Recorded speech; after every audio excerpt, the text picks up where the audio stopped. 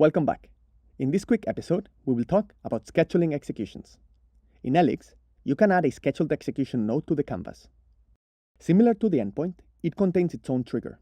But in this case, if you connect any nodes to it, they will run at the scheduled time. You can configure when the scheduled execution runs with the CRON expression property. If you edit this value, a menu will open in which you can very thoroughly configure a specific time or interval of times in which this logic should execute. Here, we're making the schedule execute on Christmas Day, but we could also, for example, schedule it for every day at 9 a.m., or every interval of 5 minutes, and so on. Just like the endpoints, you can test your logic directly in the canvas, but in order to actually schedule the trigger to run on its own, you will have to publish the project. Once published, you can see when the next execution is scheduled in the Cloud Resources panel, as well as see the logs of past executions.